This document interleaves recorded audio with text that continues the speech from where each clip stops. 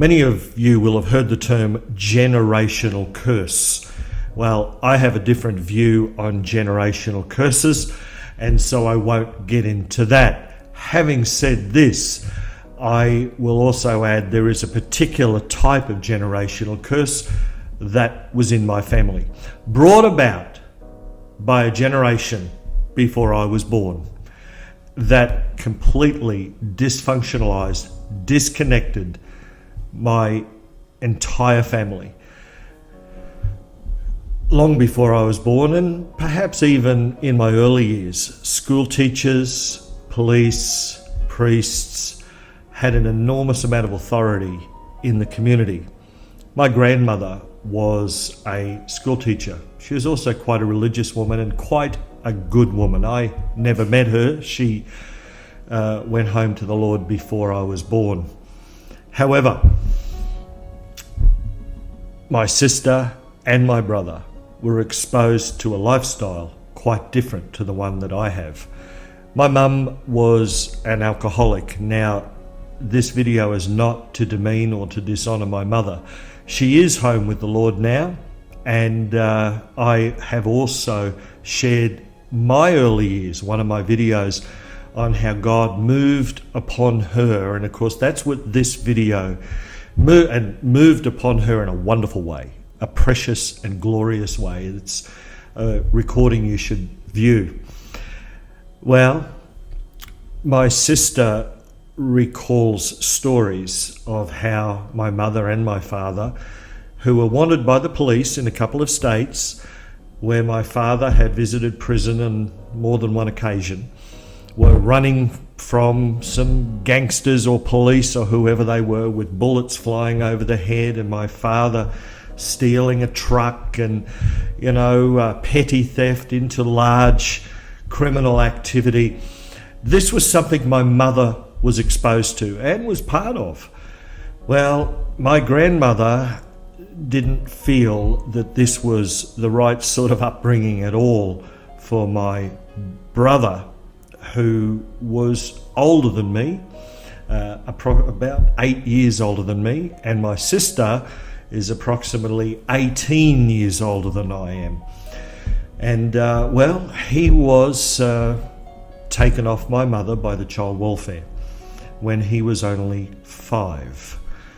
Now, I'm going to try to piece this together for you so that toward the end of the video, which won't be that long, but toward the end, you'll see the miracle work of God that has restored my family through what many would have to say and agree, through impossible circumstances, impossible situations that came together to show the restoring work of God. Wow. My brother was taken off my mother, as I said, and of course it broke her heart. She turned even more to alcohol and her lifestyle. By the time I was 4.5 or thereabouts, and of course I'm skipping some of the story because I want this to be relevant to you. By the time I was approximately 4.5, almost 5, my mother decided that she would move to the Gold Coast, and as did my sister. They were going to move up. We were all going to, they were going to move up, her and her boyfriend at the time, and of course my mother and I we would meet up on the Gold Coast. Well, of course we did move up to the Gold Coast, and my sister took every opportunity right there and then to escape a lifestyle that just was not healthy to her. She had been through so many difficult situations because of my mother's decisions and the company that she kept. My mother often said she was the black sheep of the family, and I think, well, when you look at what my grandmother did by having my brother taken off her, you would have to say at that time at least it was the right decision. And of course hindsight always gives us 20/20, and how sad it was for her, particularly when we came to the Gold Coast. We both gave our life to Jesus Christ, and that was when the gravity of my mother's lifestyle really came upon her or hit her really hard. She realised that she had made decisions. For example, how would we ever find my brother? Now, my brother's name is Ken. My sister's name is Bev and Beverly. How would we ever find them? Clearly, my sister has chosen not to meet up with us. At the time, I can certainly understand that decision for her. And, well, as I grew, I heard stories, and I would go to bed every night with my mother praying. She would pray for me, she'd pray for Bev, and this is important to the story. My brother's nickname, now only a mother would have a nickname like this for a son. His name is Ken, but his nickname was Ushi, and I don't know why, but that was the nickname, and she would pray each night. She'd make me put my hands together and pray, and she would then pray along these lines: God bless Bev, and God bless Ushi, God bless Chris, and keep us all safe. And I remember the prayer so well. Every night concluded the same way. And of course, as I said, this was on the heels of us giving our life to Jesus. She had been healed, miraculously healed of alcoholism, where she had 2 years to live. God miraculously moved in her life, and of course she lived many years after that, more than a couple of decades. Well, as I grew, I heard stories of my brother and my sister. I started to wonder if it was all real, to be honest with you. By the time I got to 18, I decided, well, look, I'm going to find my brother, and I am going to find my sister. There was no evidence, there were no stories, there was no communication as to whether they were both alive or where they lived or anything. Of course, my brother had been adopted, therefore he had a different surname to me. Many people are not aware of this, but I'll let you know, my surname is Maynard. However, my mother wanted her life disconnected from everyone, so she could never be found, and nor could I. And so I'm a first generation Maynard. In fact, my father's name was not Maynard at all. And so on my birth certificate, she just wrote Christopher Maynard, and that was it. So a lot of people say to me, hey, are you related to a Maynard maybe in Tasmania or Sydney or somewhere? And I just smile without going into the story. And so here I've got the surname Maynard. My sister's surname, I had no idea who she was really with. I knew the fellow, his name was Howard, but I had forgotten his surname. Was she still with him? And what was his surname? How would I ever find my brother? Well, I went on to Bible college when I was in my early 20s, very early, and I completed some years of college in approximately 3 years. And so by the time I was just on 24, still 23, I pioneered a church. Well, we'd been going about a year or so, and I'm not one to say God told me this or God told me that all the time. A lot of people do, but I choose not to, because if it's God, I want to know it's really God. However, in this Bible study, while we were praying and worshiping the Lord, I said, you know what?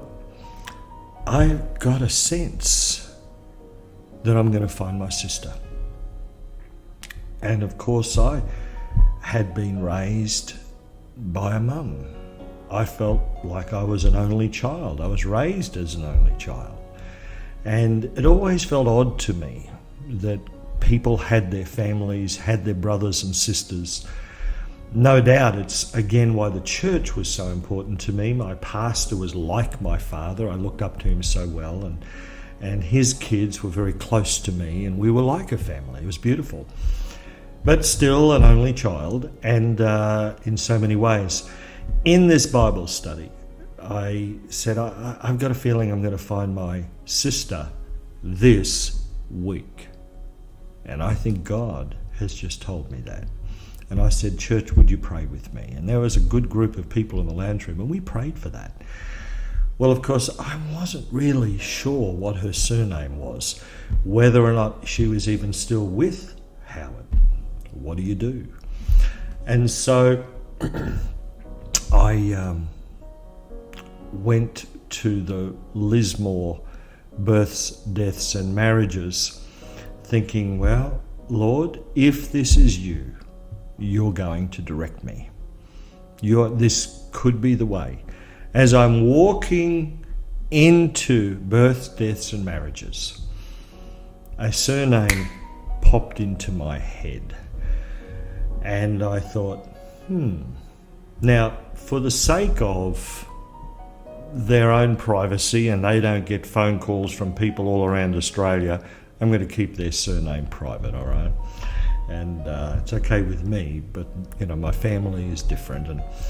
And so as I'm walking in, back in the day, we didn't have the computer, and I don't quite remember what they called this, but it was a plastic piece of film, and you pushed it into the machine, which had a big screen. It looked like a computer screen, and up would come hundreds of names. It had been magnified.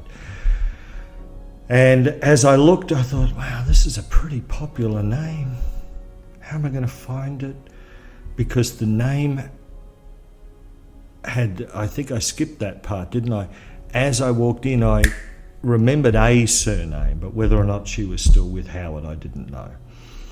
And I thought, I'll try it out. And I said, Lord, there are hundreds of names like this. I'm going to choose 3. Lord, would you direct me? Yeah, I did. I chose 3. I went home and I made a phone call. A woman answered and I said, is your name Bev?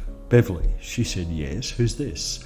I said, well, this will be a very unusual phone call for you, and I just wanted to ask you some questions first to identify whether or not you are who I hope you are, because if you are, well, you're my family. And so if you don't mind, and she was gracious, and I said, is your mother's name Joyce? She said, yes, it is. I said, do you have a brother by the name of Ken? She said, yes, I do. And I said, was he taken off your mother when he was 5? She said, yes. Who are you? I said, well, was he born in Newcastle? She goes, yes, he was. And did your mother and your younger brother by the name of Chris leave to move to the Gold Coast when he was 5? And she said, yes. How do you know all of that? I said, well, Bev, I'm Chris. Well, of course, there were tears and laughter and joy, and we spoke for a good, well over 2 hours about history and about her and about me. When I told her I was a minister, she was so glad, because I was so relieved to hear that she believed in God too. And in fact, I was quite surprised by that, because with her upbringing and the lifestyle that she was exposed to, I thought for sure she will be embittered with life. Well, she wasn't. And she said, when can we see each other? I said, where are you? She said, well, I live in Wollongong. I went, oh my goodness. I said, okay, I'm going to see you today. So I got in the car and I drove down to see my sister. Well, that was a wonderful time. She then said, you have cousins, and there's other family down here that I haven't seen for a little while or a while. And she gave me the name of my cousin Sue. I went over to see my cousin Sue, who I didn't know. She had remembered me from a little baby. And of course there was a beautiful, I guess, reunion. Well, put it that way, I guess. And we had dinner and we talked, and I saw them a couple of times, and I said, Sue, I'd love to find my brother Ken. I found my sister, I found you, and I found your kids, beautiful children that she had, and photos. It was just a wonderful time. And I said, it'd be lovely if I could find my brother. She said, well, I remember him. But of course you might remember he was adopted and taken off your mum. He would have gone into foster care and who knows what his surname is. I said, I know, that's the problem. She said, I do have a postcard though, from a family that he was with. Whether or not it was the adopted family, I don't know. I said, you wouldn't happen to have that postcard, would you? She said, well, I think I do. So she ran outside or into one of the rooms. She pulled out this postcard and handed it to me. I said, you've kept this postcard all those years? And she said, I keep a lot of things. And I looked at the postcard and there was a surname, a very unusual surname, to me at least. I thought, well, there can't be too many people with that surname. I said, well, who knows? Well, after I went back to see my sister and drove back home to the northern New South Wales, I was living at that time, I then went to Lismore to births, deaths and marriages again. And, well, I said, Lord, would you show me? I'm going to pick 3 names. So I did. I chose 3 names. I discovered there were so many people with his surname. I thought, dear me, whether or not this is him or not, who knows? I knew his first name, so I knew the initial was K. And so I went home, made a phone call. And a woman answered. And her name is Janice. And I said, Janice, this might be the strangest call you've had for a very long time. You wouldn't know of me, however, I'm trying to find my family. And in that discussion, I identified that my brother's name is Ken, my sister's name is Beverly, our mother's name is Joyce. And as I'm asking her these questions, she said, well, my husband's name is Ken, and he did have a sister by the name of Beverly. He remembers her. And I said, Ken was born in Newcastle? She said, yes, he was. And I said, and he was adopted when he was about 5 years old? She said, yes, he was. And so I went through a couple of more checks with questions, only to say, well, my name's Chris, and I'm fairly sure you're married to my brother. And she said, you know what? He's often thought that he has a brother. No proof, no evidence, but he often thought that. Well, of course, I said, is he there? And she said, he's not. He's at work, and he was working at the St George Bank in Sydney. And so I got the phone number and I rang up. He answered, and I started the conversation. He thought I was a rep, and he hung up on me. I rang Janice back, and she said, oh, it's okay. He's a bit like that. I'll tell him that you called and you ring back later. So I rang back later. He answered the phone, and his opening words were, I always thought I had a brother. And the next few questions that I had confirmed that he was definitely my brother. Well, we talked for ages. He told me about his children. Of course, he said, when can we see each other? I said, right now. I'm driving back down. So I drove all the way down to Sydney to go and see him, to Campbelltown. And of course, I didn't only meet him and his lovely wife, but I also discovered he had daughters and a son, 3 daughters and 1 son. And so I discovered 3 nieces and 1 nephew, who to this very day, I love them so very, very much. And right in all of that, I could see the restoring work of God. It was impossible to find him. We had already, when I was much younger, my mother had gone to the Child Welfare Office in Sydney to try to find him, and the fellow who was Mr. Vidler, his name was, who was in charge of the adoption at the time, well, he had retired, and there was no record that we could find or they could discover of his adoption, and so we given up. We even signed on to some Find Your Family, I think they called it Jigsaw, to try to find my brother and my sister. And in the end, after a year or two, even they gave up. And here were impossible circumstances that God restores a family that were impossible, as it were, to be restored. And yet we were being restored, and the story goes on just a little bit more. You see, as some time went by, my brother and I worked together. I stayed in their place, he stayed at my place, and we shared some wonderful times together. He even worked for me for a little while. And we travelled a bit together over to New Zealand, and goodness, it was an extraordinary thing to me. I felt unusual for a long time, and I knew he did, and so I waited until I said to him, "Do you think it's time to see our mum?" Well, of course, he was jaded by the whole thing, feeling like he had been given up, and I said, well, that didn't happen. Back in those days, it was different to these days, and our mother had no choice in the matter. You were taken off. Of course, when he realised that even more, he decided that he would see her. And by now, of course, Mum was quite old, and she was in a nursing home. And so we travelled over to see her, and I walked in first. I asked him to wait outside. And I said to Mum, "Mum, do you remember praying for Oshi and Bev?" Well, of course, as you know, Mum, we found Bev. "How would you feel about us finding Oshi?" And she said, "I've been praying about this ever since. I still pray for it today." And I said, "How would you feel if you saw him? You know, he'd be a man now. He's not 5 years old anymore." And she said, "I want to see him before I go home to Jesus." And I said, "What if you saw him today?" And she said, "What are you talking about?"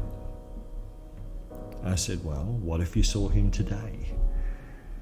She said, "I don't know what I would say, but I know my prayer would be answered." And I said, "How about we see your prayer answered right now?" And I said, "Ken, would you come on in?" And of course, in that moment, a family was completely restored. A mother's prayers answered. A mother who knew the catastrophe, the disruption, the curse, as it were, that she had placed on this generation was now completely broken. Where we were dysfunctional, who knew where each one of us lived? My brother didn't even know for sure he had a brother. All different surnames, and yet God had a way. God had a way where there seemed no other way. And I encourage you. I've been fairly transparent in this. I can't help but think how when I meet people, no matter how well dressed they are or how much money they have or the circumstances in which they live, that you never quite know the story behind the story behind the story. And there's a little bit of the story behind mine. And there's so much more that I could share with you. The reason I share this with you is that, yes, God will make a way where there seems no other way. And I can say to you, I should say that my brother has now gone home to be with the Lord as well. I'm still very close to Janice and the children. I love them very, very much. One of my nieces is now a pastor's wife, and two of my other nieces, they live down south, and we're all so close. My nephew is now married. So proud of all of them, and I praise God that they're proud of me. So I share this story with you. You'll often hear me say, nests are built from broken branches.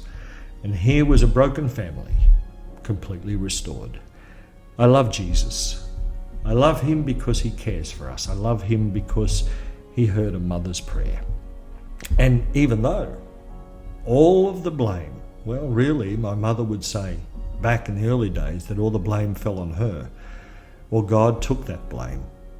God took that shame and restored a mother's heart. How beautiful is that, eh?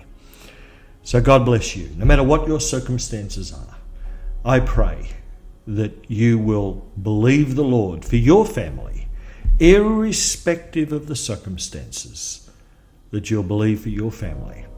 The wonderful thing is, also I should add, that when I saw my brother and told him that I'm a Christian, he said, well, fancy that, so am I. Here was God's hand on my sister and my brother and myself. And even though we were separated by, well, probably about 1,000 kilometres in distance, God's hand was resting mightily upon each one of us, and we didn't even know. You don't know what the future holds. I don't know what the future holds, but I know who holds the future. So God bless you as we walk together and together with Jesus.